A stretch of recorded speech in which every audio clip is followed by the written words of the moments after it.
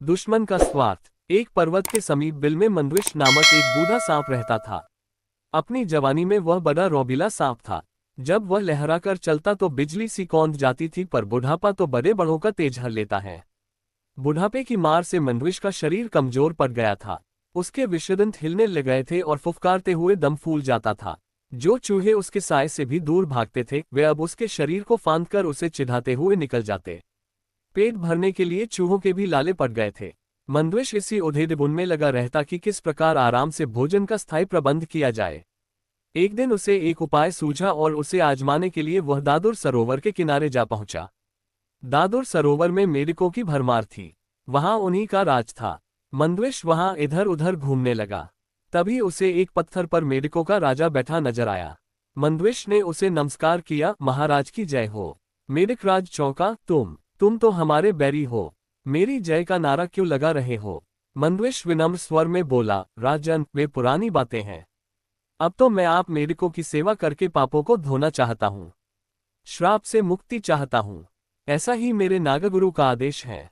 मेढकराज ने पूछा, उन्होंने ऐसा विचित्र आदेश क्यों दिया? मंद्विष ने मनगंत कहानी सुनाई, राजन, एक दिन मैं एक उद्यान में घूम रहा था। वहां कुछ मानव बच्चे खेल रहे थे।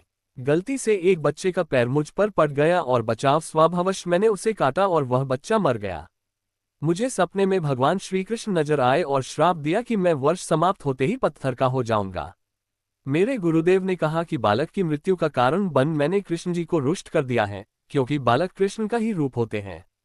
बहुत गिड़गिड़ाने पर गुरुजी ने श्राप मुक्ति का उपाय बताया।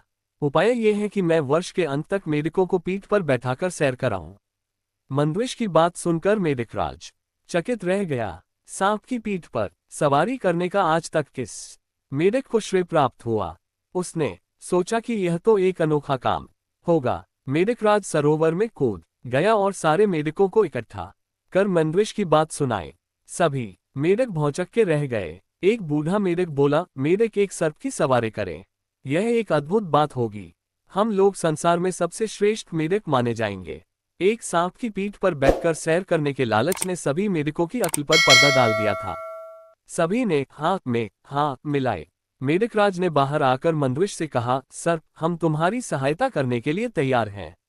बस फिर क्या था, 8-10 मेढक मंद्विष की पीठ पर सवार हो गए और निकली सवारी। सबसे आगे राजा बैठा था। मंद्विष ने इधर उधर सैर कराकर उन्हें सरोवर तट पर उतार दिया। मेढक मंद्विष के कहने पर उसके सिर पर से होते हुए आगे उतरे। मंद्विष सबसे पीछे वाले मेढक को गब खा गया। अब तो रोज यही क्रम चलने लगा। रोज मंद्विष की पीठ पर मेढकों की सवारी निकलती और सबसे पीछे उतरने वाले को वह खा जाता। एक दिन एक दूसरे सर्प ने मंद्विष को मेढकों को ढोते रख लिया। बाद में उसने मंद्विष को बहुत धिक्कारा, अरे क्यों सर्प जाति की नाक कटवा रहा है? मंद्विष ने उत्तर दिया, समय पने पर नीति से काम लेना पड़ता है। अच्छे बुरे का मेरे सामने सवाल नहीं है। कहते हैं कि मुसीबत के समय गधे को भी बाप बनाना पड़े तो बनाओ। मंद्विष के दिन मजे से कटने लगे। वह पीछे वाले मेढक को इस फाय से खा जाता कि किसी को पता न लगता। मेढक अपनी गिनती करना तो जानते नहीं थे, जो गिनती द्वारा माजरा समझ लेते। एक दिन मेढकराज बोला, मुझे ऐसा लग रहा है कि सरोवर में मेढक पहले से कम हो गए हैं।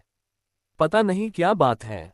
मंद्विष ने कहा, हे राजन, सर्प की सवारी करने वाले महान मेढक राजा के रूप में आपकी ख्याति दूर दूर तक पहुंच रही है। यहाँ के बहुत से मेढक आपका यश फैलाने दूसरे सरोवरों, तलों व झीलों में जा रहे हैं। मेढकराज की गर्व से छाती फूल गई। अब उसे सरोवर में मेढकों के कम होने का भी गम नहीं था। जितने मेढक कम होते जाते, वह ये सोचकर उतना ही प्रसन्न होता कि सारे संसार में उसका झंडा गड़ रहा है। आखिर वह दिन भी आया जब सारे मेढक समाप्त हो गए। केवल मेढकराज अकेला रह गया। उसने स्वयं को अकेले मंद्विष की पीठ पर बैठा पाया तो उसने मंद्विष से पूछा, लगता है सरोवर में मैं अकेला रह गया हूँ।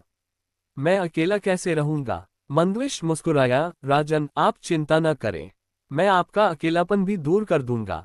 ऐसा कहते हुए मंद्विष ने मेढकराज को भी गप से निगल लिया और वहीं भेजा जहां सरोवर के सारे मेढक पहुंचा दिए गए थे। सीखा, शत्रु की बातों पर विश्वास करना अपनी मौत को दावत देना है।